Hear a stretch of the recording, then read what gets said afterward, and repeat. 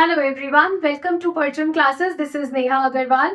आज के important lecture में हम कर रहे हैं important MCQs related to earthquake chapter. So geomorphology में फिजिकल ज्योग्राफी के सेक्शन में अर्थक्वेक एक बहुत ही इंपॉर्टेंट चैप्टर है। आप डेली बेसिस पे वर्ल्ड ओवर में अर्थक्वेक रिकॉर्ड होते हुए सुनते हो, so that is why it becomes a important chapter in current affairs also, because every year ये करंट अफेयर्स का पार्ट रहता है, इसीलिए क्वेश्चंस भी इस चैप्टर से बहुत ज्यादा पूछे जाते हैं। इस चैप्टर में जितने भी इंपॉर्टेंट एमसीक्यूज हैं उनके थ्रू हम पूरे चैप्टर को इस लेक्चर में कंप्लीट कर लेंगे, ठीक है। अदरवाइज अगर आपको ज्योग्राफी का जो सीरीज है पूरा एमसीक्यू का फॉलो करना है, बाकी चैप्टर्स के भी एमसीक्यूज आप अगर देखना चाहते हो तो यूट्यूब के प्लेलिस्ट में ज्योग्राफी वाले एमसीक्यू प्लेलिस्ट पे आप परचम वाले यूट्यूब चैनल पे देख सकते हो। एसएससी जनरल अवेयरनेस का कोर्स भी अवेलेबल हो गया है। अगर आप इस साल कोई भी एग्जाम दे रहे हो तो ये सारे सब्जेक्ट्स जीके के आपके कवर हो जाएंगे इस पर्टिकुलर कोर्स पे, which is polity, economy, history, science, geography, static GK. Course में बहुत कुछ है, रिकॉर्डेड लेक्चर्स मिलेंगे, पीवाईक्यू सेशंस हैं, डाउनलोडेबल पीडीएफ्स हैं, मॉक सेशंस हैं, सब कुछ है अवेलेबल। ओके, अगर आप ज्योग्राफी का अलग से कोर्स लेना चाहते हो तो भी वो कोर्स भी अलग से अवेलेबल है हमारे परचम ऐप पे। Okay, let's begin with the lecture.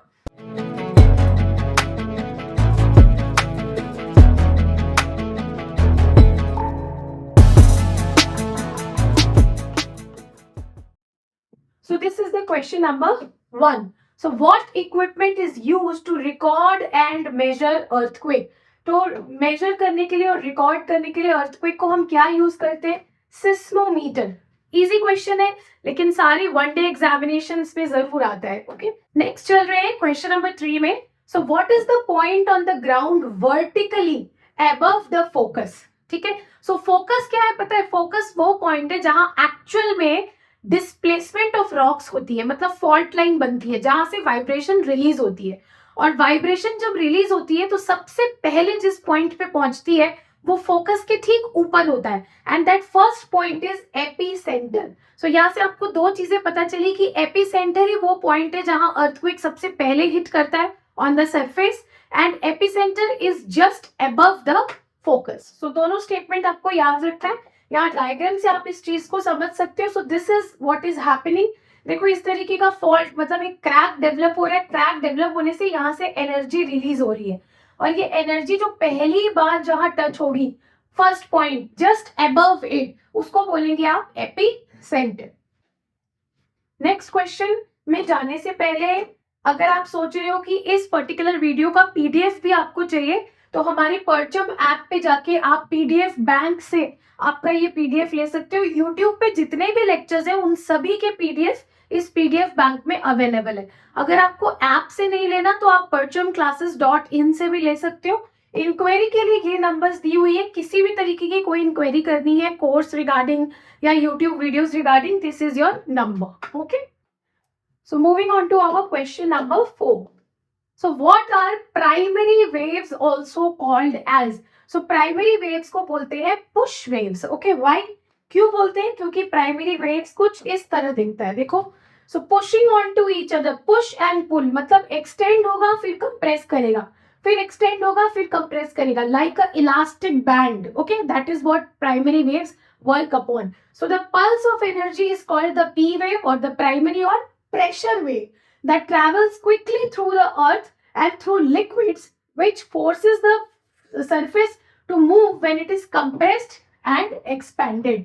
So compression भी होगा इसमें and expansion nature भी होगा, like the elasticity band, push and pull. That is why they are also known as push waves. याद रखना, primary waves को push waves बोलते हैं.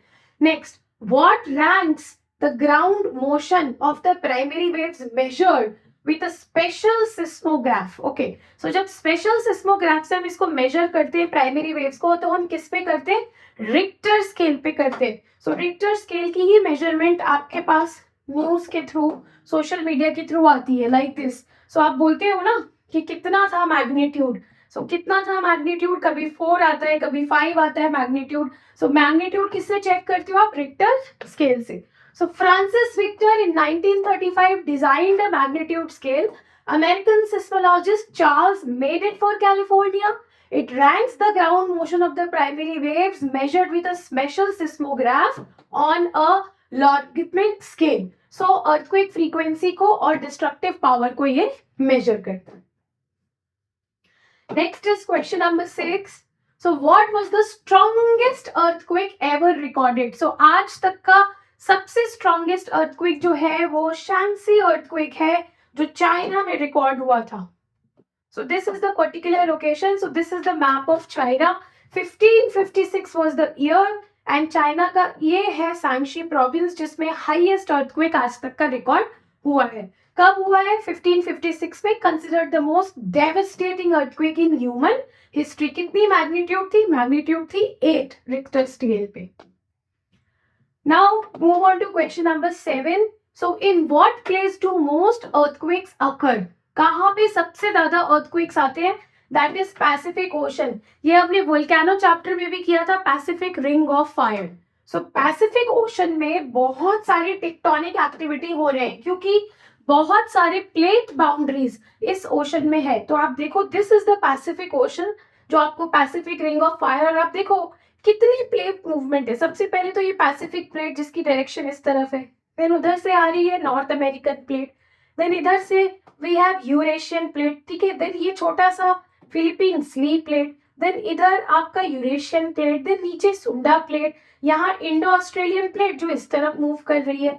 तो हर तरफ आपको बाउंड्रीज ही बाउंड्रीज प्लेट्स के नजर आएंगे. दैट इज वाई ये जो जोन है इसमें सबसे ज्यादा वोल्केनोज भी है एंड सबसे ज्यादा अर्थक्वेक्स भी है. Pacific Ocean. चलते हैं क्वेश्चन नंबर 8 में. So where does an earthquake start? अभी हमने किया था अर्थक्वेक स्टार्ट कहाँ होता है? फोकस पे. और उसी पॉइंट को आप बोलते हो हाइपोसेंटर. हाइपोसेंटर के ठीक ऊपर जो पॉइंट है उसको हम बोलते हैं एपी सेंटर. सो यहाँ से हम इसको समझ लेंगे. See this one, this diagram, इस डायग्राम से आप समझ जाओगे. सो दिस इज द हाइपोसेंटर जहां फॉल्ट या क्रैक जनरेट हुआ, जहां से सबसे पहले एनर्जी रिलीज होगी. और एनर्जी रिलीज होगी जो सबसे ऊपर पॉइंट पे सबसे पहली बार पहुंचेगी उसको आप बोलोगे एपी सेंटर. सो एपी सेंटर के ठीक नीचे होता है फोकस या हाइपोसेंटर, और हाइपोसेंटर के ठीक ऊपर होता है एपी सेंटर. दोनों पॉइंट्स याद रखने हैं, बहुत सारी बार क्वेश्चंस एग्जाम में आए हैं. Earthquakes are caused by Earth's revolution? No. Denudation? No. Rotation? No. Tectonism? So tectonic plate के activities से उनके converge होने पे, उनके diverge होने पे, उनके transform movement पे क्या होता है? Earthquakes आते हैं. So यहाँ से आप उस चीज को पढ़ सकते हो. So earthquakes result from the sudden release of energy in the Earth's crust that creates seismic waves. Most occur along the plate boundaries. Tectonic earthquakes occur anywhere in the earth where there is sufficient stored elastic strain energy to drive fracture propagation along a fault plane. दोनों ही statement का लगभग same मतलब है. ये थोड़ा technical way में explain है and that is in the layman language. So आप यहाँ से इसको पढ़ सकते हो. Next is question number 10. So consider the following geological phenomena. क्या क्या phenomena? Development of a fault मतलब क्रैक का आना, movement along a fault मतलब या तो divergent boundary या convergent या transform, impact produced by a volcanic eruption. So volcanic eruption मतलब क्या? Fault line से ही volcanic eruption बाहर आती है. Folding of rocks. So folding of rocks कब होता है? जब volcanic eruption होने के बाद plates टकराए और प्लेट्स टकराने की वजह से वो जो रॉक्स वहां पे नए आए हैं वो फोल्ड हो जाए. So which of the above causes earthquake? So earthquake का कॉज क्या क्या है? डेवलपमेंट ऑफ अ फॉल्ट जरूर है, movement of along a fault भी जरूर है, impact produced by a volcanic eruption भी जरूर है, लेकिन फोल्डिंग ऑफ रॉक से अर्थक्वेक का कोई भी लेना देना नहीं है, कॉज नहीं है. यहाँ पर क्या पूछा है? कॉज. लेकिन फोल्डिंग ऑफ रॉक्स इफेक्ट्स हो सकते हैं, कॉजेस नहीं हो सकते. तो आंसर क्या होना चाहिए? 1, 2 एंड 3. तो यहाँ पे एक्सप्लेनेशन से हमने समझाया हुआ है. You can see. So earthquakes are caused by faulting a sudden lateral और वर्टिकल मूवमेंट. किसका? रॉक्स का. अलोंग अ रप्चर मतलब break surface. Earthquakes often occur in volcanic regions and are caused there both by tectonic faults and the movement of the magma in the volcanoes. उसके बाद एक information दी हुई है, such earthquake can serve as an early warning of volcanic eruptions as during the Mount Saint Helens eruption in 1980। ठीक है, तो earthquake को एक वार्निंग की तरह भी देखा जा सकता है कि अर्थक्वेक आया है, इसका मतलब सुनामी आने के चांसेस भी है और वोल्केनिक इरप्शंस होने के चांसेस भी है। Next is the intensity of earthquake is measured on. So intensity आप किससे मेजर करोगे? रिक्टर स्केल से। ओके, रिक्टर स्केल से इंटेंसिटी नहीं, रिक्टर स्केल से मैग्नीट्यूड मेजर होता है। आपको इंटेंसिटी अगर मेजर करनी है तो ये आंसर होगा Mercalli scale. Okay, Mercalli scale, यहाँ से हम मर्कली स्केल के बारे में पढ़ भी लेंगे। So the intensity of an earthquake is measured by the modified Mercalli scale. It measures the energy released during the earthquake. ये टर्म भी एग्जाम में आ सकता है, एनर्जी रिलीज, याद रखना है इसको। It is named after Mercalli, an Italian seismologist. The intensity scale takes into account the visible damage caused by the event. वो वाला डैमेज जो आप नेकेड आई से on the surface of the अर्थ देख सकते हो, जैसे बिल्डिंग्स के डिस्ट्रक्शंस हो गए, या ग्लेशियर्स बर्स्ट हो गया, या लैंडस्लाइड हो गया, इस तरीके के डिस्ट्रक्शंस को। The range of intensity scale is from 1 to 12. Next is question number 12. So which theory is acclaimed as a satisfactory explanation about the cause of earthquake? So अभी जब हम प्राइमरी वेव्स पढ़ रहे थे तो आपने देखा था पुश एंड पुल की थ्योरी मैंने बताई थी, लाइक अ इलास्टिक बैंड। तो सबसे सेटिस्फैक्शन थ्योरी जो है अर्थक्वेक के बारे में, that is the elastic rebound theory. This is the most good, most best example in relation to the earthquake theory. Now, ये elastic rebound theory from examination of the displacement of the ground surface which accompanied the 1906 earthquake, Henry Fielding Reid, professor of geology at Johns Hopkins University, concluded that the earth must have involved an elastic rebound of previously stored elastic stress. So कभी वो push करेगा and कभी pull करेगा. The elastic rebound theory predicts that earthquakes can be generated only in lithosphere, the layer of solid rigid material. However, based on studies in the Tonga Island, so Tonga Island का है in the Pacific Ocean, earthquakes occur within the weak ductile asthenosphere. मतलब ज्यादातर ये theory बताती है कि earthquakes lithosphere में ही होंगे, मतलब क्रिस्टल रॉक्स में। लेकिन कभी कभी ये भी देखा गया इन सम आइलैंड्स की अर्थक्वेक कहाँ पे हो रहा है? एस्थेनोस्फीयर में। सो एक तरीके से एस्थेनोस्फीयर भी तो रॉकी पार्ट ही है, पहले लेक्चर्स में हमने किया है ये। सो एस्थेनोस्फीयर में भी देखा गया है in the tonga island. Elastic rebound theory. Moving on to question number 13. So consider the following. Nearly 46.6% of total crust is composed of silicon. No, it is composed of oxygen. So this statement is wrong. P waves travel fastest through the inner core. देखिए inner core बहुत दूर है, P waves वहां कितना fast चल पाते हैं कितना नहीं, इसकी प्रॉपर स्टडी भी नहीं हुई है। Okay, so this statement is also wrong. So कौन सा स्टेटमेंट करेक्ट है? None of the above. यहाँ से you can read the explanation. See, so nearly 46.6% of the crust is composed of oxygen and only 27% around by silicon. The P waves travel fastest through the outer mantle. So let me tell you, outer mantle को दूसरा नाम क्या है? Asthenosphere. So आपकी जो primary waves है जो elastic rebound theory को प्रूफ भी करती है, वो सबसे ज्यादा फास्टेस्ट कहाँ चलती है? मेंटल में, आउटर मेंटल में। एक बात और यहाँ पर डिस्कस करते हैं कि जो प्राइमरी वेव्स है वो सॉलिड मटेरियल से भी पास कर सकती है, लिक्विड मटेरियल से भी। लिक्विड में उसका जो स्पीड है वो थोड़ा कम हो जाता है, लेकिन ऐसा नहीं है कि वो ट्रैवल नहीं करती है। So primary waves travel both from liquid and the solid materials. बाकी आप यहाँ से स्क्रीनशॉट ले लो, सेम चीज जो मैंने एक्सप्लेन किया है वही इस पूरे में लिखा हुआ है। Okay, moving on to our next question, question number 14. Earthquakes are important in landform studies because they can trigger catastrophic events. So earthquakes क्या क्या cause कर सकते हैं, क्या क्या effects ला सकते हैं? Landslides and mud flows, yes.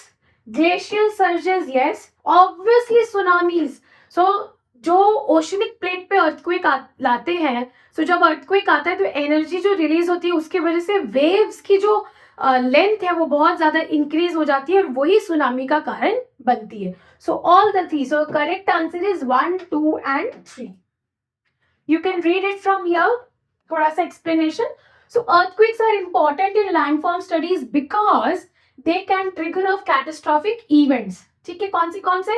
Large scale landslides and mud flows as in Peru in 1970. So Peru कहाँ है? South America में एक country है. A number of spectacular glacier surges have been observed in Alaska. Alaska कहाँ है? Polar region में है. It belongs to USA. It has the boundary with Canada. And then some are thought to be associated with earthquakes. Okay. So this is the thing. Next is question number 15. So consider the following statements with reference to Joshimath. So Joshimath इस साल, अगले साल हमेशा ही news में रहेगा क्योंकि जोशीमठ में बहुत ज्यादा लैंडस्लाइडिंग हो रही है. पूरे के पूरे एरिया कोलैप्स हो रहा है. एंड आपने न्यूज में देखा ही होगा कि जोशीमठ में जो डिस्ट्रक्शन है वो बहुत ज्यादा हो रहा है. क्यों हो रहा है? The town falls in the high risk seismic zone, zone 5. Yes, earthquake के zone 5 में ये zone आता है. It is traversed by running streams with a high gradient from Vishnu Prayag. So Vishnu Prayag से जितने भी rivers आ रहे हैं like धौली गंगा, अलकनंदा, ये सारे rivers ने जोशीमठ को बहुत ज्यादा erode किया है.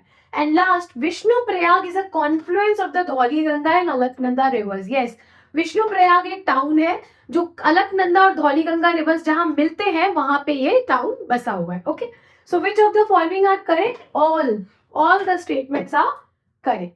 सो यहां से हम जोशीमठ के बारे में थोड़ी सी स्टडीज करेंगे. सो जोशीमठ लैंड सबसिस्टेंस का ये केस है.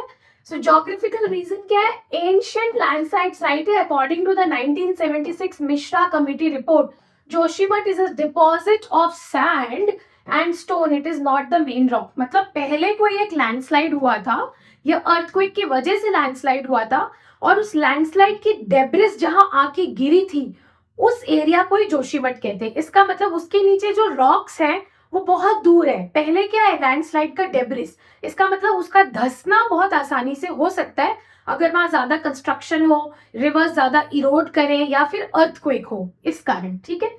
It lies on the ancient landslide. The report added that undercutting of rivers like Alaknanda and Dhauliganga are playing big part in the landslides. These rivers washes away debris and thus start cutting the edges of the mountains and inhabited land area. ठीक है. So जो हमने बात किया उसी बारे में explain किया हुआ है. This is the course of river Ganga and other rivers in Uttarakhand. So we have 4 dhams: Yamunotri, Gangotri, Kedarnath, Badrinath. So Badrinath se this river Alaknanda is flowing and Dhauli Ganga is joining the river Alaknanda and that town is known as Vishnu Prayag. Other Prayags are also there like Nandakini is joining Alaknanda at Nand Prayag. Pindar Glacier se aa rahi Pindari river Karna Prayag. Then Kedarnath se aa rahi Mandakini Rudra Prayag. Gangotri से आ रही है भागीरथी देव प्रयाग. इसके बाद इस river को अलकनंदा नहीं बोलते हैं, क्या बोलते हैं? Ganga. Okay, so these are the different Prayags. यहां से भी क्वेश्चंस बहुत सारे बन सकते हैं. नेक्स्ट हम चल रहे हैं क्वेश्चन नंबर 16 पे. So which of the following statement is not correct?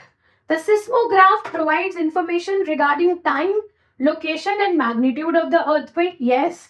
The seismographs located beyond 145 from epicenter record the arrival of P waves only. At a seismic station, the first waves to arrive are surface waves. देखो मैंने बार बार बताया जो first waves आते हैं या record होते हैं those are primary waves and वो कहाँ आते हैं? epicenter. So this statement is not correct. Statement number 3. Okay, not correct पूछा था, मिल गया not correct. तो यहाँ से आप बाकी चीजें पढ़ सकते हो. जो भी मैंने एक्सप्लेन किया आप स्क्रीनशॉट ले लो. You can study from here. So seismic waves are the vibrations from earthquakes that travel through the earth. They are recorded on instruments called seismograph. Records a zigzag trace that shows the varying amplitude of ground oscillations beneath the instrument. ठीक है. S wave shadow zone extend from 105 degree. P wave shadow zone extends between 105 to 145. At seismic station, first waves to arrive are the P waves, not the surface or the secondary waves. Let us move to the question number 17. So, which of the following is not the reason to induce a earthquake. कौन सा इनमें से reason नहीं है जो earthquake ला सकता है? पहला, री इमर्जेंस ऑफ ओल्ड फ्रैक्चर्स इन क्रेटन। देखो ओल्ड फ्रैक्चर अगर री इमर्ज हो गया तो ऑब्वियसली वहां से एनर्जी रिलीज हो सकती है और अर्थक्वेक दोबारा आ सकता है। Small plates frequent interaction in Mediterranean Sea region. सिर्फ मेडिटेरेनियन सी रीजन में हमने देखा है अर्थक्वेक्स आते रहते हैं क्योंकि वहां पे वोल्केनिक माउंटेन्स भी है, वो एक प्लेट बाउंड्री रीजन है। Human induce deep sea mining and nuclear testing. So जब ह्यूमंस माइनिंग करते हैं तो माइनिंग की वजह से वो नीचे बॉम्बिंग भी करते हैं ताकि वो मड को, रॉक्स को क्लियर कर पाए। और बहुत बार इस बॉम्बिंग के चक्कर में एक एनर्जी रिलीज होती है जिससे अर्थक्वेक आ सकता है, जिसको हम कोलैप्स टाइप ऑफ अर्थक्वेक बोलते हैं। सो आंसर होगा all the above can be probable reason to induce the earthquake. So चलते हैं हमारे नेक्स्ट क्वेश्चन पे, क्वेश्चन नंबर 18। सो यहाँ से आप जो भी हमने अर्थक्वेक्स के टाइप्स के बारे में अभी डिस्कस किया, यहाँ से आप उसका स्क्रीनशॉट लेके पढ़ सकते हो। So earthquakes are like seismic waves and किस तरह वो डिस्प्लेसमेंट के थ्रू फॉर्म होता है वो यहाँ पर दिया हुआ है। Next is question number 18। Consider the following statements regarding the types of earthquakes. So tectonic earthquakes are generated due to sliding of rocks along the fault line. इतनी देर से हम यही बात डिस्कस कर रहे हैं कि फॉल्ट लाइन या क्रैक लाइन पे जब टेक्टोनिक एक्टिविटी होती है, प्लेट्स एक दूसरे को क्रॉस करते हैं या कन्वर्ट करते हैं तो एक अर्थक्वेक आता है। So this is correct. Collapse earthquakes occur due to chemical और न्यूक्लियर डिवाइस एक्सप्लोजन। यस, अभी हमने कोलैप्स अर्थक्वेक के बारे में आपको बताया कि न्यूक्लियर एनर्जी के लिए या माइनिंग के लिए जब आप एक्सप्लोजिव वहां पे लगा के बॉम्बिंग करते हो ताकि आप एरिया को क्लियर कर सको तो वहां पे भी अर्थक्वेक की एनर्जी रिलीज हो सकती है और अर्थक्वेक आ सकता है। So correct answer is both 1 and 2। यहाँ से अगेन टाइप्स ऑफ अर्थक्वेक है, you can take screenshot and read about the types of earthquake. So tectonic activity से हो सकता है, कोलैप्स अर्थक्वेक हो सकता है, वोल्केनिक एक्टिविटी से हो सकता है, बहुत ज्यादा आपने रिजर्वॉयर में पानी भर दिया तो उसके वेट से जो नीचे रॉक्स फॉल्ट हो जाएगा, क्रैक हो जाएगा, वहां से भी अर्थक्वेक जनरेट हो सकता है। 19 में चलते हैं। Which of the following statements regarding measurement of earthquakes are correct? Okay, correct ढूंढना है। So the point directly above the focus on the surface is called the epicenter. It is the first point to observe the waves. ये हमने आपको शुरू में ही बताया कि epicentre focus के जस्ट ऊपर होता है। So this is the correct statement.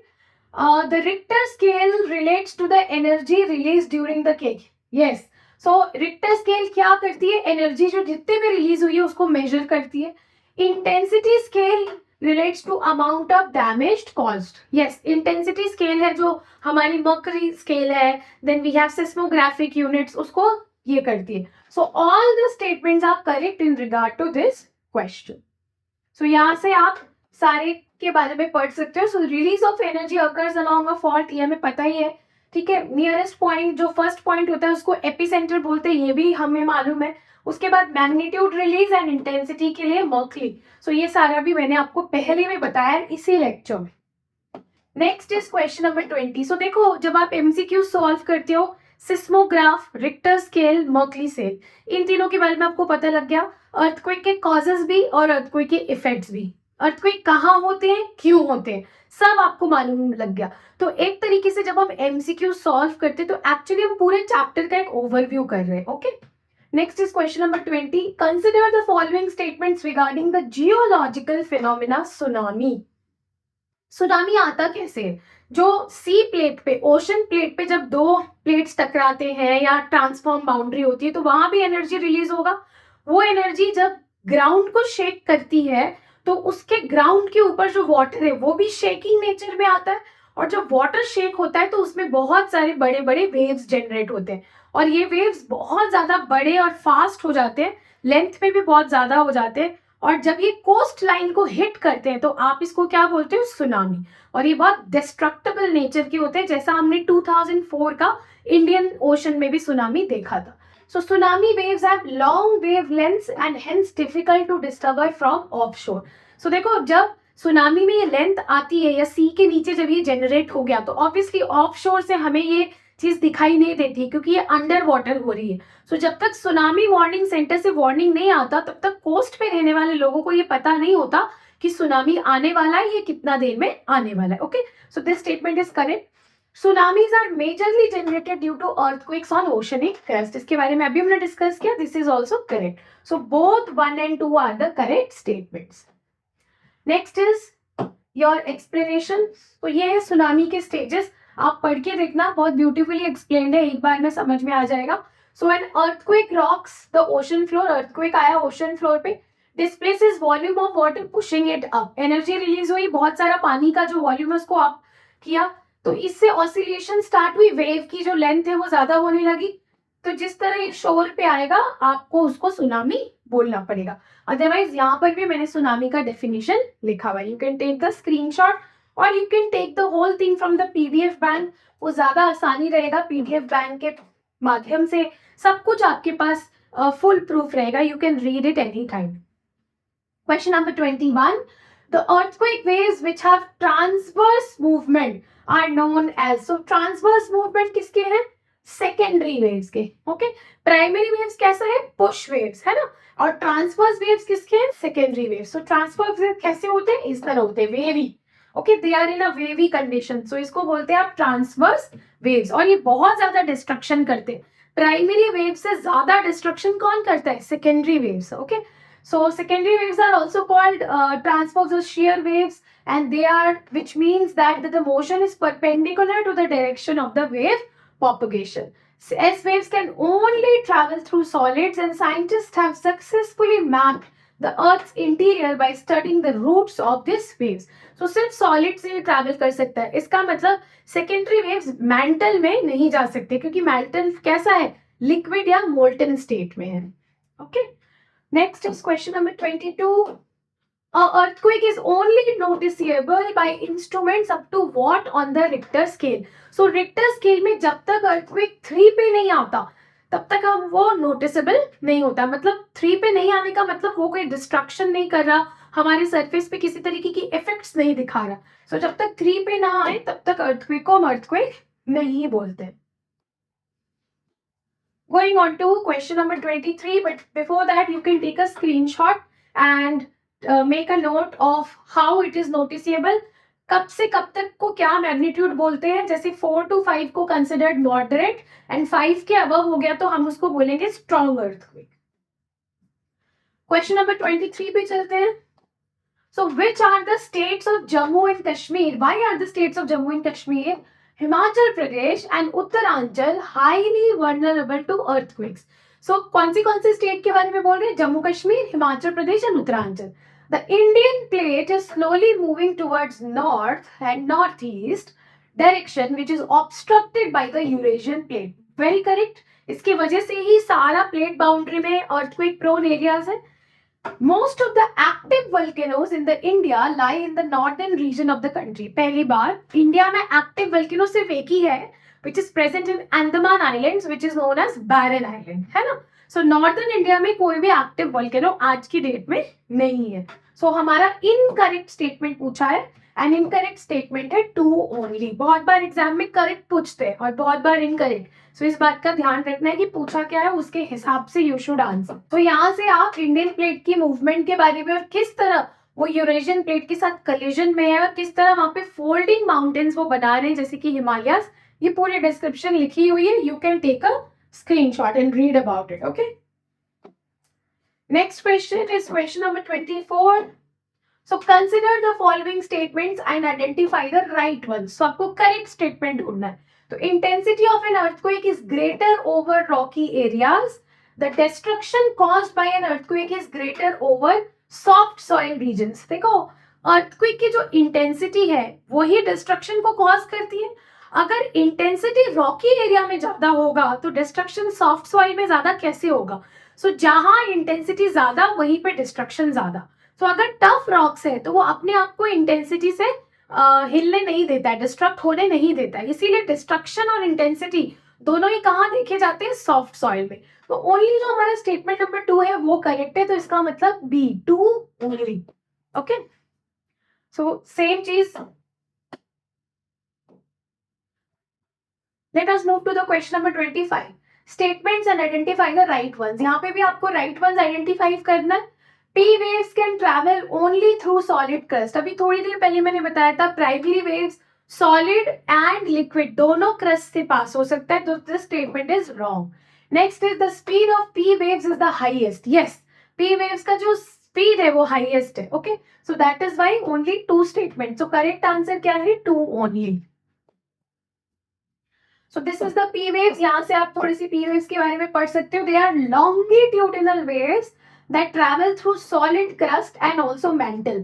सो अगर मेंटल से ट्रैवल कर रहे हैं, इसका मतलब लिक्विड से ट्रैवल कर सकते हैं.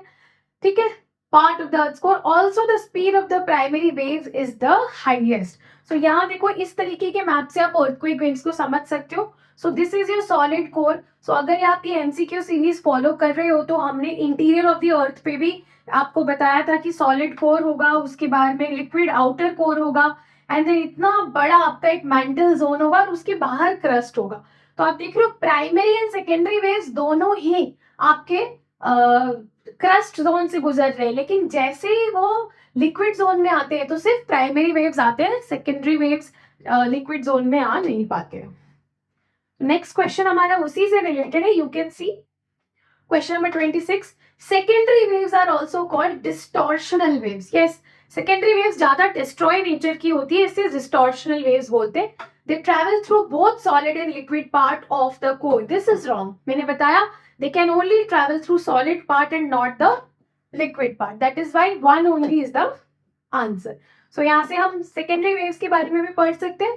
S waves do not travel through the liquid part of the core. S waves are transverse waves that have short wavelength and high frequency. इस high frequency की वजह से they destroy the surface of the earth. Moving on to question number 27. Which of the following waves are the highest velocity? So highest velocity किसमें है? P waves. Okay? P waves मतलब primary waves, इसमें highest velocity है. यहाँ से आप पढ़ सकते हो. There are 2 types of seismic waves हैं. 2 टाइप के होते हैं. कैसे? Surface waves and body waves. Body waves में भी 2 टाइप के होते हैं, primary waves and secondary waves. Surface waves में you have Rayleigh waves and Love waves. Okay? यहाँ पे लिखा हुआ है, आप पढ़ सकते हो. Waves having the highest velocity are the P waves. और decreasing order में velocity of others is S waves, Love waves and Rayleigh waves. So decreasing order में भी लिख दिया है. Next is question number 28. So which country experiences the most earthquakes? सबसे ज्यादा कौन सी कंट्री को एक्सपीरियंस होता है? That is Japan. इसका रीजन क्या है? क्योंकि जापान बहुत सारे प्लेट बाउंड्रीज के ऊपर लोकेटेड है. वो आप इस मैप से समझ सकते हो. So if you look at this map, you will get an idea that this is the country of Japan. जहां मैं मार्क कर रही हूँ वही कंट्री जापान है. This is Japan. Okay? अगर ये जापान है तो आप देखो यहाँ पर पैसिफिक प्लेट की बाउंड्री है. This is the Pacific plate. ये बाउंड्री है, ये वाली जो बाउंड्री है this is Philippine Sea plate. ऊपर से आप देख रहे हो यूरेशियन प्लेट आ रहा है, इधर से नॉर्थ अमेरिकन प्लेट, इधर से इंडो ऑस्ट्रेलियन प्लेट, ये सुंडा प्लेट है जो इधर मूव कर रही है. बहुत सारे प्लेट बाउंड्रीज पे ये जापान का जो पूरा आइलैंड है वो लोकेटेड है. सो ये आइलैंड क्रिएट कैसे हुआ? यही प्लेट्स की सबडक्शन हुई है. सबडक्शन के बाद वो मेल्ट हुए और मेल्ट होने के बाद जब वोल्केनो ऊपर आता है तो वही क्या बनाता है? नया क्रस्ट. और इसीलिए वो क्रस्ट डेवलप जब हुआ तो आपने उस कंट्री को नाम दिया जापान. इसीलिए जापान में एक्टिव वोल्केनोज आज भी देखने के लिए मिलते हैं. एवरीडे बेसिस पे अर्थक्वेक्स वहां पर महसूस होते हैं. Okay, next is question number 29. So what is the name of the type of earthquake that occurs when 2 tectonic plates slide past each other? So जब 2 टेक्टोनिक प्लेट्स एक दूसरे से स्लाइड पास्ट ईच अदर करेंगे तो हम उसको बोलेंगे strike slip earthquake. सो इस तरीके के फीचर में आपको स्ट्राइक स्लिप अर्थक्वेक दिखेगा लाइक दिस. सो 2 प्लेट्स जो है एक दूसरे से पैरेलल मूव कर रहे हैं और तो एक दूसरे को शेयर मूवमेंट दे रहे हैं, तो उसको स्ट्राइक स्लिप अर्थक्वेक का नाम हम देते हैं. You can read it from here. Last question, question number 30. So which of the following is not a common location for earthquakes to occur? Common location नहीं है. कौन सा? Along the Pacific Ring of Fire, यहाँ तो 80% of the earthquakes से सबसे ज्यादा common है. Along the Mid Atlantic Ridge, along the Himalayan Mountain, यहाँ पे भी सबसे ज्यादा है. 2 प्लेट्स टकरा रही हैं, यूरेशियन प्लेट और इंडो ऑस्ट्रेलियन प्लेट. और यहाँ पर भी अलोंग द रिफ्ट वैली यहाँ पर भी अर्थक्वेक है, क्योंकि अरेबियन प्लेट अफ्रीकन प्लेट से अलग हो रहा है, इसकी वजह से यहाँ पर भी है। सबसे कम जहां आपको देखने को मिलेगा that is along the mid Atlantic ridge. So यहाँ पर किसी भी तरीके का कोलिजन या स्ट्राइक स्लिप नहीं हो रहा, एक दूसरे से प्लेट्स दूर जा रही है, तो जब फॉल्ट लाइन क्रिएट हो रहा है उसमें बहुत ज्यादा एक्टिविटी नहीं है, इसीलिए वहां पर सबसे कम अर्थक्वेक्स है मिड अटलांटिक रिज, मतलब अटलांटिक ओशन में। सो इस सेम मैप से आप देख सकते हो जो आपका पैसिफिक ओशन है वहां कितनी प्लेट की बाउंड्रीज है, तो इसका मतलब ये एक इंपॉर्टेंट एरिया है। फिर आप इंडिया के मैप को देखते हो यहाँ पर, सो ये आपकी इंडियन प्लेट ऊपर मूव कर रही है, यूरेशियन प्लेट नीचे मूव कर रही है, तो इसका मतलब यहाँ भी अर्थक्वेक आएगा। Okay, then this part of the map is Africa. आप देखो यहाँ पर एक ग्रेट अफ्रीकन रिफ्ट वैली बन रहा है, क्योंकि ये जो प्लेट है अफ्रीका से अलग हो रही है, तो अलग होने के चक्कर में बहुत सारी टेक्टोनिक मूवमेंट हो रही है, दैट इज वाई यहाँ पर भी आपको अर्थक्वेक्स मिलेंगे। बट अगर आप मिड अटलांटिक ओशन को देखते हो, तो मिड अटलांटिक ओशन में this is the ridge which is getting created, sea floor spreading हो रहा है, क्योंकि नॉर्थ अमेरिकन प्लेट की मूवमेंट भी इधर है, साउथ अमेरिकन की इधर है, यूरेशियन प्लेट की उधर, और अफ्रीकन प्लेट की भी उधर, मतलब डाइवर्जिंग बाउंड्री है, इसीलिए बहुत ज्यादा एक्टिविटी इनके प्लेट बाउंड्री पे नहीं है, दैट इज वाई सबसे लोएस्ट अर्थक्वेक। ओके, सो ये लेक्चर था जिसमें 30 क्वेश्चंस हमने डिस्कस किए, अर्थक्वेक के बहुत सारे कंसेप्ट डिस्कस किए। अच्छे से इसको आप पढ़ना, पीडीएफ बैंक से आप इसका पीडीएफ ले लेना ताकि आपको आसानी हो, आपके पास ये सारा मटेरियल रहे। And all the best and take care.